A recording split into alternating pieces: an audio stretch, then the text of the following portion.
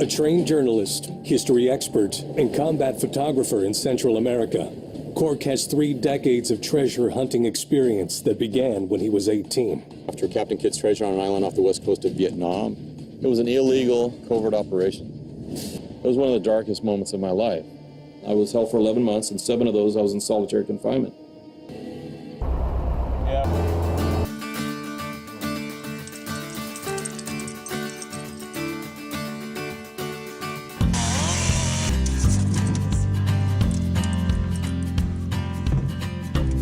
Well, good morning, my lovely chichakas.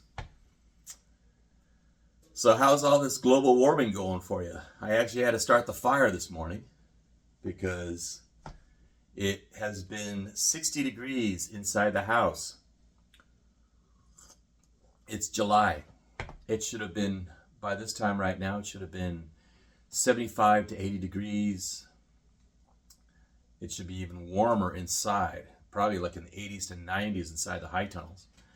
And it's concerning because we've been having this weird weather.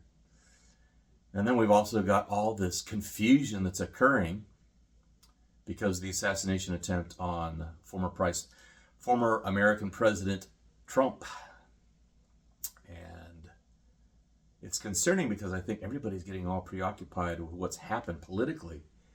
And what I'm imploring you to do is to remain with your eyes on the ball, because what's coming is going to be much worse. And it's the understanding of how you are going to get yourself through this. There isn't going to be the government coming to your aid. There isn't going to be the cavalry coming to your aid. And it's going to all be about having the same mentality of your grandparents and great-grandparents and your ancestors and how they got through. They didn't rely on the government to bail them out. I can't get this across enough to understand the mentality of our grandparents. Our grandparents were probably the last ones, or parents, like with my father was actually a survivor of the Great Depression and also a Marine veteran of the Korean War. That generation was the one before Vietnam. From Vietnam on, it seems that there's been this constant, and actually I think it started with TV in the 50s, of how, don't worry, the cavalry's coming. And you'd hear the music, you'd hear the bugle horn, and there was the cavalry to save you. Well, it ain't coming. It's not coming. And it's important for you to remain focused, keep your eye on the ball, keep on planting, keep on nurturing, keep on raising, keep on growing. If you've gotten to your property, work your property. There's a lot of people who have property, they're not even working it. There are people like Canadian Prepper. He's actually way late for someone who's supposed to be on the ball. I'm amazed. I've been watching that guy and I realize he's all been about selling stuff. He hasn't been really getting the idea of what is coming. I'll tell you where I'm coming from, and I'm going to do it quickly, which is my background, my history. I'm turning 60 this year. And let me tell you, when I turned 40, I started feeling the effects of all the injuries that I received in combat in my 20s. From then on, physically, the act of doing normal things like hoeing and planting is very painful for me. Okay? Again, based on my combat injuries. And what I'm going to be talking about today is actually history. I'll give you a little bit of my history quickly. I'm going to run through it right now, which is my first memories of life. Started in 1968 with the Tet Offensive when I was living in Saigon. My father was in international trade all my life that we lived overseas. I was raised in Vietnam. I was raised in Singapore. I got to the United States in sophomore year of high school. Okay. I graduated high school. I went into UC Berkeley. I was going to be an engineer. I was going to get my commission from the Marine Corps. I was going to be an F-18 pilot because the F-18 was new at the time. And then I got sucked all the way back to Asia. And Asia got me into being a combat photographer. I worked as a combat photographer for UPI. That's when UPI still had a photography section. Then they didn't even get a photography section, and then they didn't even have reporters, and it folded. AP, I worked for AP. I also worked for Agence France Presse, AFP. And that started out of Bangkok. That's what led to me being taken prisoner when I was 18. I spent 11 months in a communist prison from 1983 to 1984. It's easy to look up. I'm going to have links because now there's declassified information from the DIA, State Department, and CIA at the Library of Congress. It was all under my birth name, Frederick Graham. Okay, and actually that's the name under which my first edition of the Bamboo Chest at Amazon. Well, it was available everywhere, but now since there's hardly any bookstores, best place to get a copy of the Bamboo Chest is at Amazon. And also, we'll be talking about the media and how the media has been lying to you and is hiding information from you, very important information from you. And it's all throughout the whole media. It's not just in the news. It's also in something as seemingly innocuous as a reality TV show. For instance, my starring on Treasure Quest Snake Island. It was the #1 hit series 2015 for Discovery Channel. It ended up within 2 years of me being assaulted by a freaking pedophile, drug-dealing, artifact-smuggling co-star, being stalked by he and his brother for the next 3 years while I was in a lawsuit with Discovery Channel because of what had happened. And this is how criminal the media corporations are and how they have led to what's happened with Trump, because the objective is the New World Order, the military-industrial complex wants to keep us in global war in order to dig ourselves repeatedly out of these economic downfalls. We're in an economic downfall. If you haven't lost your job yet, very likely you will be losing your job. They've created an environment in this world that is all based on a large company and an employee system. That goes all the way back to John D. Rockefeller, who created the education system in the United States. The public education system was not in order to educate you, because people were educated before that very well. They created an education system to turn you into an employee, or basically a paid slave for corporations. And now you're seeing the effect of it, because now the corporations are hollow. They have no soul. They weren't like businesses before that. They were mom and pops. They were owned. You had your own business. You were a blacksmith. You were a rifle maker in Pennsylvania. These were you owned businesses. And that's what was the backbone of America. You were a farmer. You owned your business. You were not an employee. You were all business owners. But that started changing right when they started creating the Federal Reserve. That's how they got the money in order to bankroll all this, which is to basically enslave the United States under these global corporations and to enslave the whole world. In a later piece, I'm going to talk to you, because I actually had a front row seat to watch how things changed. I'm going to actually annoy people by what I'm going to say right now, which is, don't buy American if you're an American. Why? Because my dad was part of that whole industry that made America great. They talked about the greatest generation. Well, really, it wasn't just World War II. It was the Korean War generation also. It was the generation that got through the Great Depression, and from that, made America great economically. But in the process, things started changing when it wasn't about America for Americans, and Germany for Germany, and England for, or the UK for Brits, or Canada for Canadians, Australia for Australians. It became like, oh, we're all going to come together. But see, it wasn't about like community and bringing us together. It was all about putting us together in the slave house. That's what this has all been about, and it's all falling apart. And while this is falling apart, you need to be sure that you can keep yourself fed, because all these infrastructures that have been created by this New World, these globalist corporations, They're falling apart, and you're seeing that. That's why food prices are going through the roof.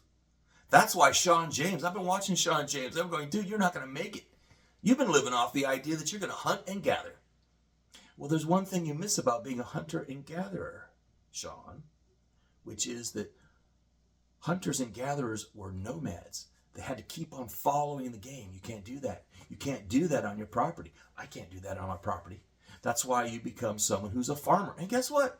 I just found out today that Sean James is like, well, I realize that I'm not going to be able to survive off hunting or fishing, gathering, that he'll actually have to raise his own livestock. Well, welcome to the club. You're a bit late, but welcome to the club. And that's what we're talking about right now. Keep your eye on the ball. No matter what status, what state you are in your own development as a homesteader and someone who can take care of themselves. Whether you're stuck in an apartment and all you've got is a little garden that you've got hanging out your window. I understand that. If you got the window, then get with the rest of the residents and get up on the roof and do what was done before, which is to raise all your greens and all your fresh produce. Because remember, the store, the country store, was also called the dry goods store. It was called the dry goods because you could go there and get all the dry goods you need: flour, beans, rice, etc., canned goods, right? But you need fresh food, and that fresh food comes in the form of having pigeons. People raise pigeons on top of their city homes, their city apartments, right? They raise quail. Quail, actually, in an urban environment, is a fantastic food source, protein source, in order for you to raise. They're easy to take care of. They're not loud like chickens.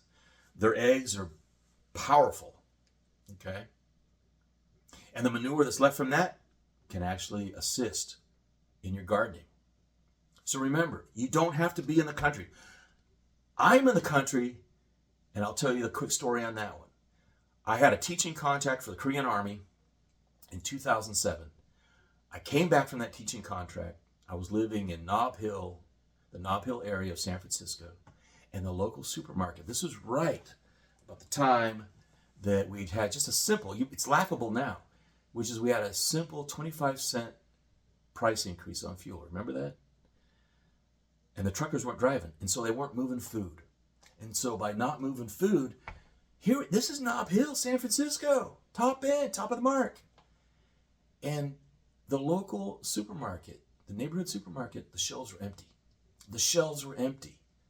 And I'm thinking to myself, what's going to happen when something real happens? And that, 2008, is when I came up with the idea that I was going to go back to Alaska. Why back to Alaska? Alaska's where I came to after my 5 years in combat in Central America. I had to go to a place to take care of myself mentally. Okay? I was in heavy combat for 5 years. Okay? I got back from that.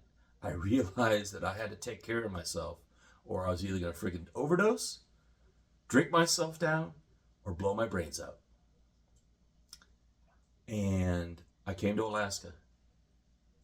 And it was only because a friend of mine says, hey, my uncle's got a cabin, and I know you want to write a book. And that's where I wrote my first best-selling memoir, The Bamboo Chest, about my prison experience in Vietnam. And I lived as a subsistence hunter and fisherman here. And I said, where could I go that I could do that? Now, it's pretty hard because everybody else has been watching all these fake reality TV shows. I live within 40 miles of the Kilchers. Yeah. I knew Ewell Kilcher when I first lived here in 90. I know all the stories about the Kilchers. When people get to Homer and they realize, you're kidding me! The Kilcher homestead is only a 5-minute drive from the McDonald's in Homer? And they're roughing it? Yeah. So, if you're coming to Alaska because you watched a reality TV show on Discovery or Nat Geo or History Channel, please don't. But if you want to educate yourself and learn on how to homestead, you might realize that you don't have to come all the way up to Alaska. You could do it in Pennsylvania. You can do it in Ohio. You can do it in Oregon. You can do it in Washington. You can do it in Montana. I was going to do Montana, but then everybody from California moved to Montana. And you have to get real remote. I was going to do it in northern Idaho, but everybody comes in from Spokane. My family's been in Spokane since 1915. They moved out from Iowa. My great-grandfather, William Graham, sold his ownership in a corn farm. 800 acres. 800 acres in Iowa. Corn. Man. That was money back then. It's money now. But land is important. If you don't have it, get it. Don't focus on Alaska. People think they come to Alaska and it's going to be like the Homesteading Act, the Homestead Act that was gone in 1985 in Alaska, gone in the U.S. in 1975. So if you didn't get that, there's no real, quote, homestead. We call it homesteading, which is basically, if you're a homesteader, if you're a farmer, you can be a homesteader. But if you're not a farmer, you can't be a homesteader. And that's what we're trying to get clear here. And that's the reason that Sean James had a deer cabin. Okay? He's had a deer cabin for a long time. And now he's actually becoming a homesteader, which is really late in my view. Remember, I came here in 2012.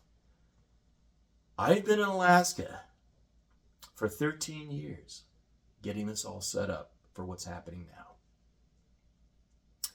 That's what it takes. Because of the failures, your successes, all these things you're going to have to go through. And on that note, I'll talk further about this. If there's any questions you have about homesteading, is it about homesteading late? What would be my suggestions? I'd be more than happy to tell you in another episode. Because like I say, you don't have to come to Alaska. And actually, Alaska is a really bad place to go to. If you have such little time, it's a horrible place to come to. And I know you can throw as much money as... I see these homesteading, they call it homesteading, and they've got like a 3-story home it's a palace for 2 families. And I'm going, how are you going to heat that on wood? How are you going to feed yourselves if you got this big giant mansion, but you only got 2 acres? Now, if you're a family of 4, you could actually feed yourself on 1 acre. I'm going to hopefully get a homesteader. He's a homesteader in Idaho, but he was a farmer in Texas, an award-winning farmer in Texas. If I could get him on to tell you about some of the things that he was able to do to get that award-winning, that'll hopefully help. But I want to read you what I was talking about in the title, which is how my family almost didn't make it off the mountain. And we got to go back a bit. We've got to go back all the way to 1780 in the Battle of Kings Mountain. But I'm going to read you a little bit out of my family tree. So, yeah, David Graham got here in 1772 on the Pennsylvania farm. It arrived in Charleston, South Carolina.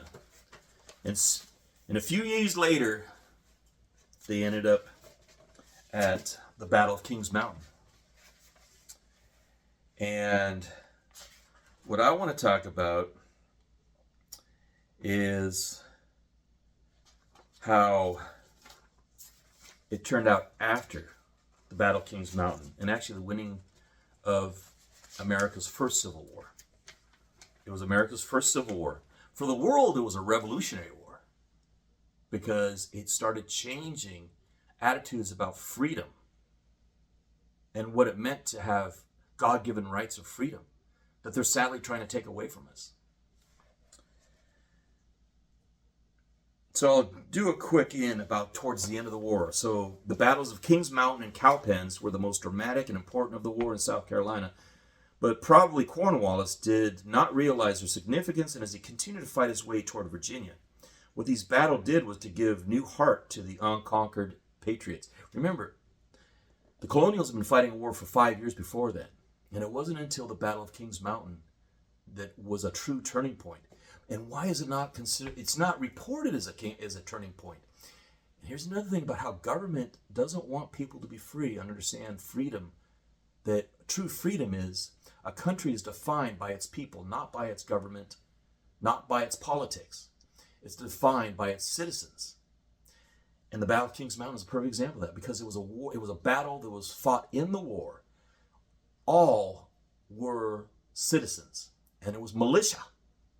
And that's why you had a lot of bad media coverage of militias back during Clinton. Why was that? That's orchestrated. That was orchestrated to make it the idea that if you have a militia and you're protecting your own local county and your own local state, and it brings the questions of states' rights versus federal and the union.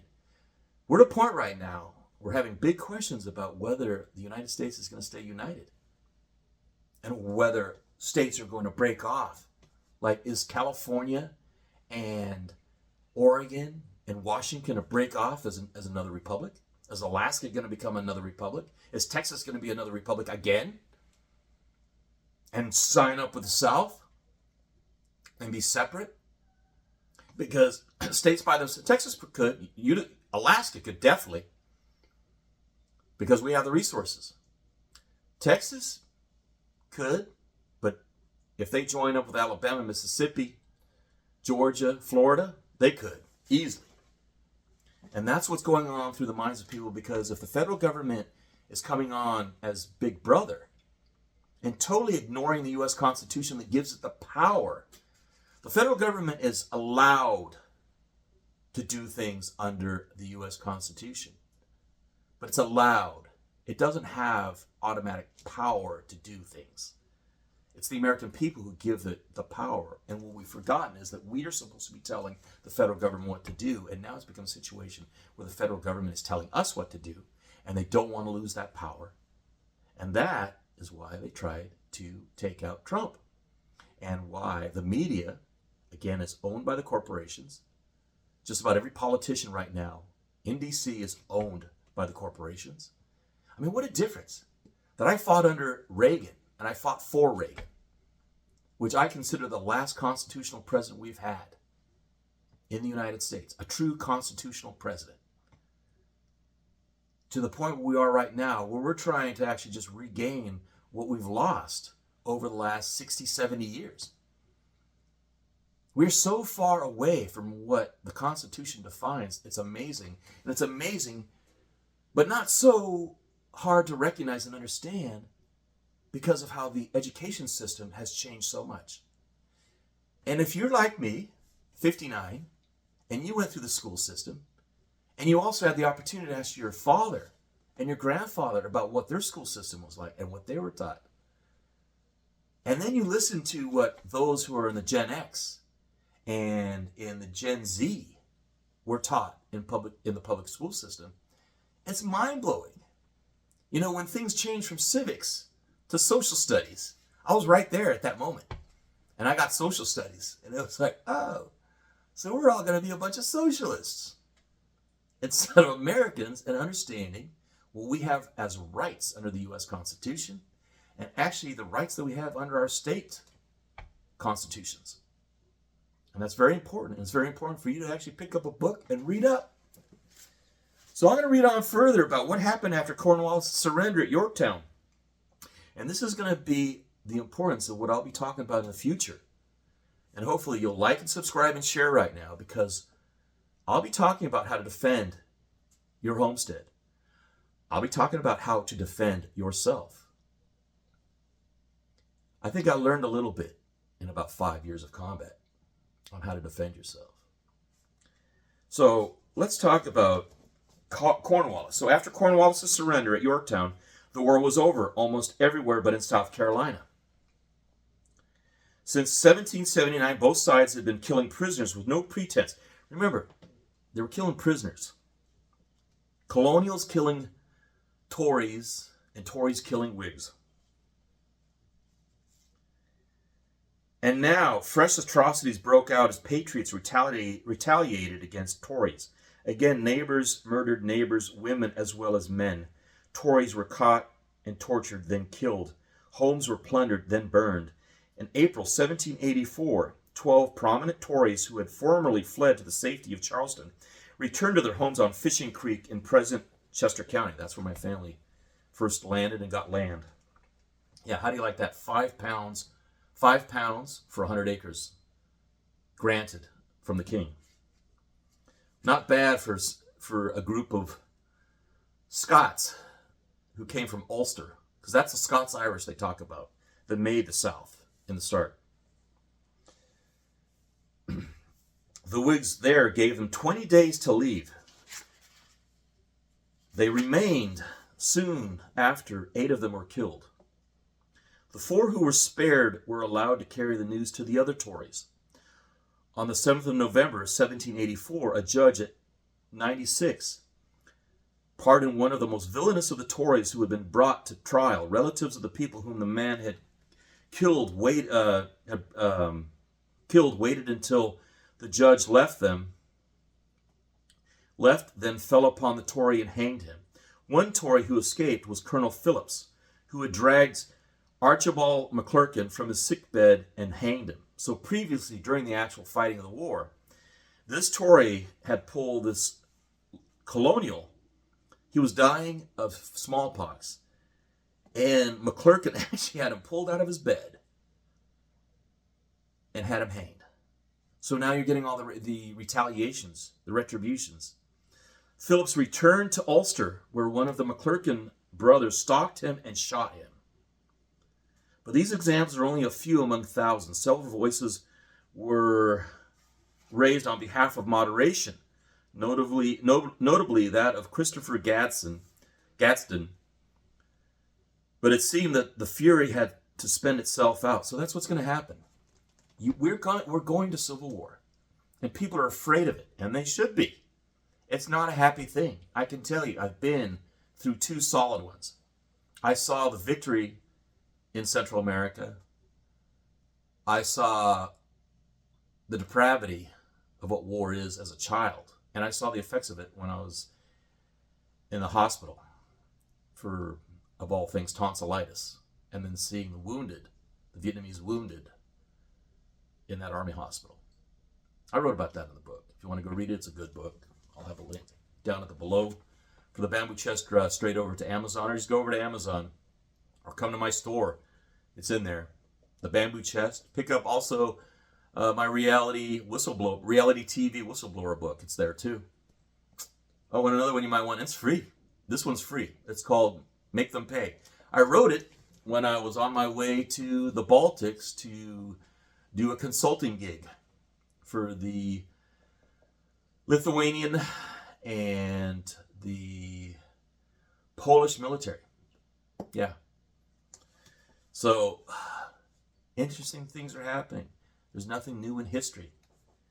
And on that note, let's go further down. It has been estimated that the war cost South Carolina well over $11 million.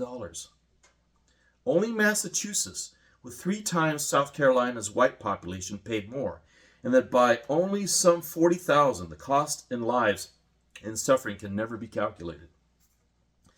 And here's into the personal stuff of how my family made it off that mountain because they were colonials. But here's how all this stuff that's happening, the Civil War, and how the Civil War runs, and how what happens after the Civil War is going to be even more traumatic. 3 Graham men, perhaps 4, were actively involved in the Revolution. David Graham, the father, provided food and blacksmith services for the Patriots. Andrew Graham, that's the one I'm under directly, David's oldest son, fought in at least 2 militias. David and Andrew were both at Kings Mountain. Also with James. And David also probably had and here's the thing, David also probably had a son named Matthew who may have fought and been killed, although no evidence of his doing so has been found. Almost nothing is known about Matthew, except he must have died between 1775 and 1778.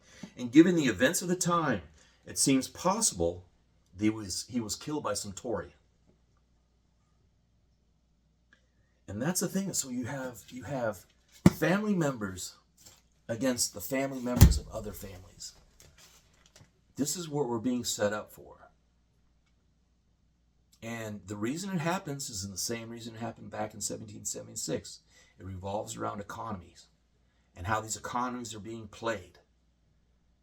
And this time, I think it's more orchestrated than it could ever have been, because the same people who are running what's happening now They're the ones who understand the history. They're reaching back into that history and they're trying to replay it now. They're actually replaying everything that is setting us up for another 1776 event. But it actually could lead us into something even darker, which is a Roman Empire collapse. That's where you have no infrastructure whatsoever. That's where you have 500 years of the Dark Ages, where people get into the idea that if you have knowledge and wisdom, you're considered a witch. That we could go back into that. If you've studied some of the other historians, like another Graham, I forget his last name, he's talked about all these different civilizations that have preceded us and how they have come and gone, and some of them we barely even have any record of it because of the sands of history have just buried them. But what we know it was the last time we had a real civil war. And people say, oh, well, we had the American Civil War. That was not a civil war. That was a war of secession. There's a big difference. That is an actual separation between two land masses. That would be like, it'd be the opposite of it. But for instance, Prussia being brought in to Germany would have been the opposite of that, right? So you had two entities became one. Secession is if Prussia was part of Germany and separated from Germany. So here we have the southern United States that wants to separate from the Union. And we're going to have a civil war. The question is, does it also become a war of secession? And that could be very interesting, because that could mean it starts off as a civil war, and then it devolves into a war of secession. And based on what happens, you could have people who live in abject poverty in one new republic and others that live in fantastic affluence. And if you're talking about borders, those borders are going to be up because they're not going to want anybody from the new republic that's barely trying to stay alive to be in the new republic. Because they'll have memories of like what happened when Germany was unified after the Cold War and the fall of the Soviet Union. That's when you started seeing Germany, which was at peak, begin to drop economically because of all the socialism and socialist attitudes started coming in from East Germany, because that's how they've been living. And for them to even know how to do business. I worked for a company in San Francisco. Yeah, I was in tech. That was Russian owned and directed. And I'd be looking at these guys who were former KGB. It was a company that was formed by former KGB. This is funny. Yeah.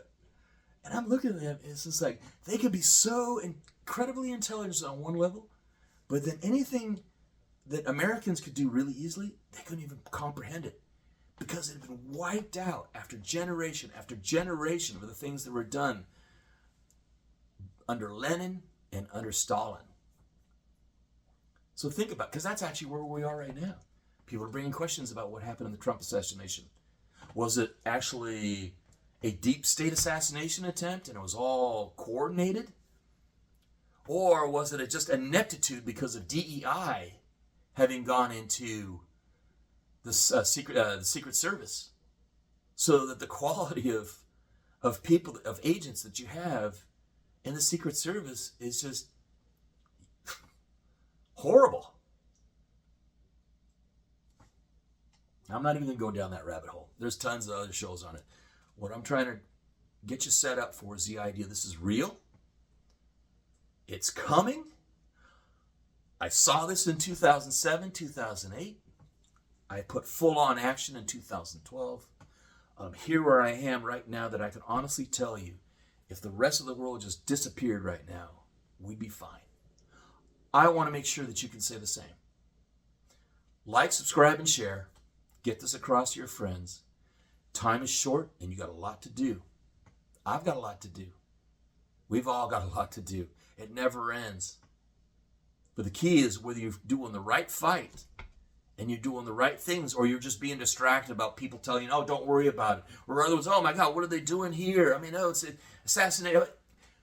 You have no control over that. Let it go. Focus on your target. Focus on your target. Line up your targets and achieve every one of them. Get every one of them out of the way.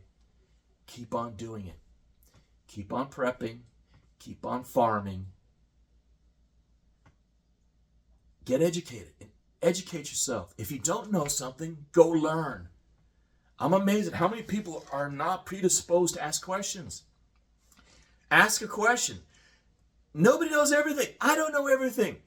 I come from a background of being a journalist. You know why I became a journalist? Because I had tons of questions. I love people who are specialists in their field telling me stuff. I also like verifying information. I don't take it half-assed and just say, oh, I'll take that. You know, like people say, don't worry about it. The government will take care of you. I'm like, really? Yeah, I used to work for the government. If you're in the military, if you're a paramilitary, if you work for State Department, if you work for anybody related to the government, you should remember what Reagan said, which is, the scariest words you should ever hear are, I'm from the government, I'm here to help. Oh yeah. When I hear that, I'm going, oh yeah. What crap storm is coming? Because some government elite is going to tell you what to do, and they have no idea because they're way over there in D.C. Even your representative, if they've been there for more than a year, they are so disconnected right now. They're feeding off the tit of the people who want to destroy you and enslave you. And that's where we are right now. Later, we'll talk about, okay, I had a front row seat what was happening globally because of my dad. Okay, my dad was the director for Asia Pacific Rim for Kohler International. You got plumbing in your house? Probably it's Kohler. You got a Kohler generator? Yeah. My dad was selling them. He ran the whole area. And he had the main office headquartered in Singapore. It's wild. My dad started in just an extra room, extra office in our home. And by the time we left in 77, it was in a high rise. And it was a whole floor, okay, for Kohler. And that was the difference. And this is what I'm going to qualify what I said. Don't be an American, buy an American. And that'll piss you off because everybody says, oh, buy American. The reason we got so successful internationally is because of people like my dad who would take American products and get the word out and make the sales to the wholesalers overseas throughout his rim, from Iran all the way to Hawaii, all the way up to Korea, Taiwan, all the way down to Australia, New Zealand. And he had all his reps, all his sales reps in every one of these countries locally. And it was taking American product and selling it overseas. So you had an influx of wealth coming into the United States. You know what you're saying when you say buy American? Telling Americans to buy American? You know what you're saying? Be a socialist. Yeah.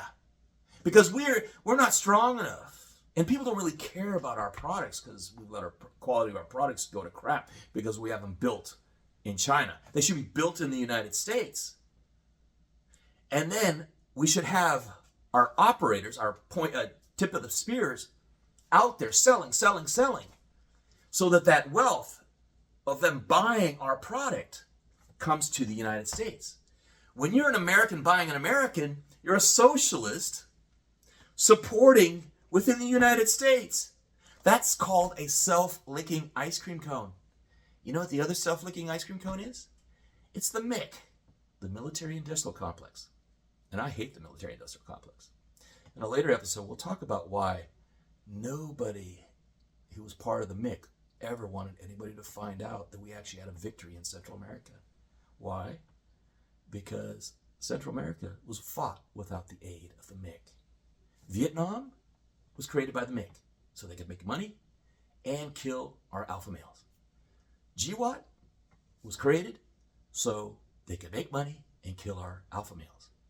Because when you remove all the alpha males, then there's nobody who's going to speak back and say, hey, stop stealing our country.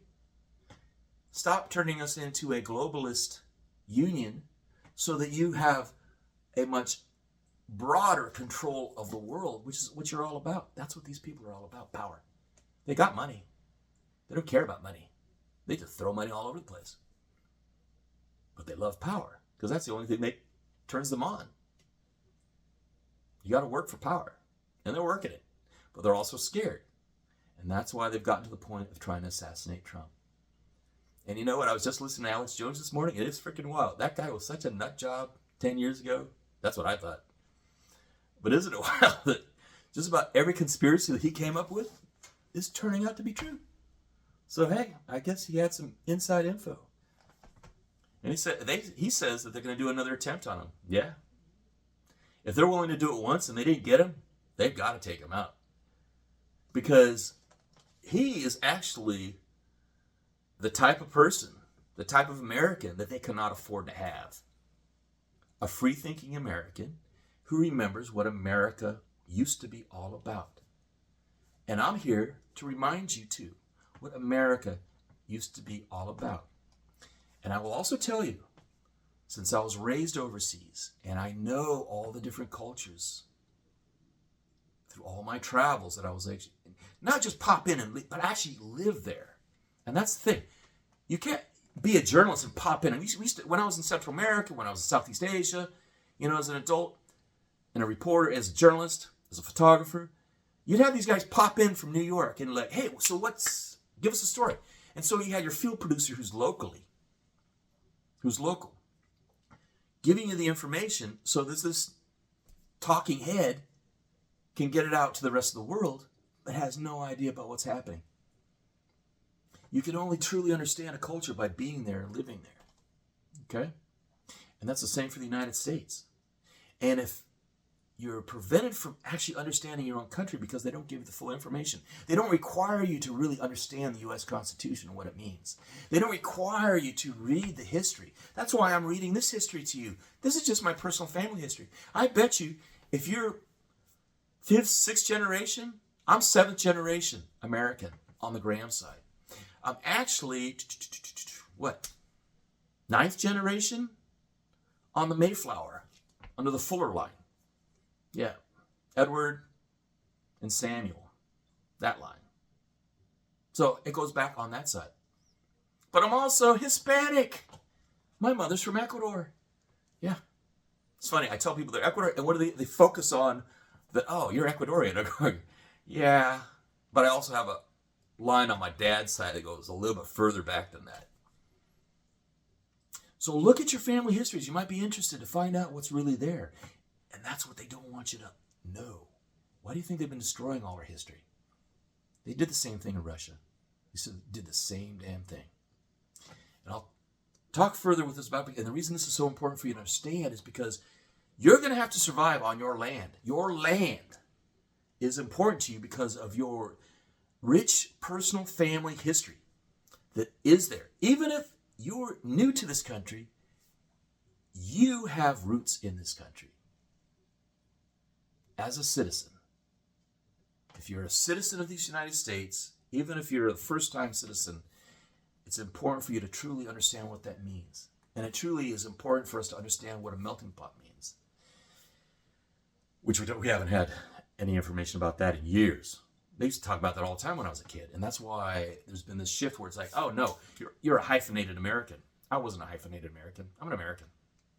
I have ancestry that goes somewhere, like everybody else does, but I'm an American.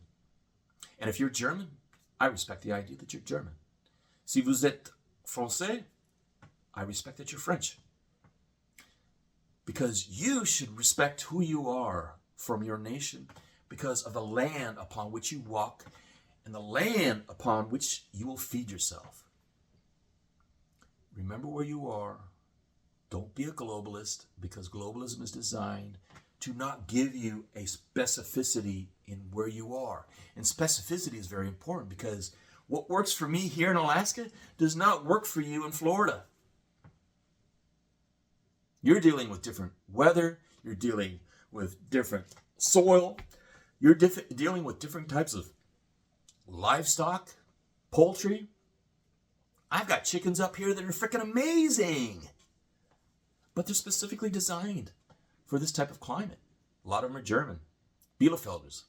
Chanticleer, that's another one. And we crossbreed them. And then there's another one we're really excited about, which is the Buckeye from Ohio. An amazing bird.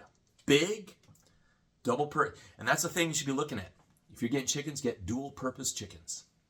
Don't focus on layers, because you won't be able to go down and get the cheap chicken. And you don't want the cheap chicken from any of these factory places. You want to have your own chickens. And when you eat your own chickens that have been eating from your own land, you're going to be amazed. On that note, I don't want to take too much of your time for the day. As I said, I'm going to be releasing more content. I'll do some updates from the homestead so you can see as we're progressing. Every year is a new year. And some years are great, and some years are scary.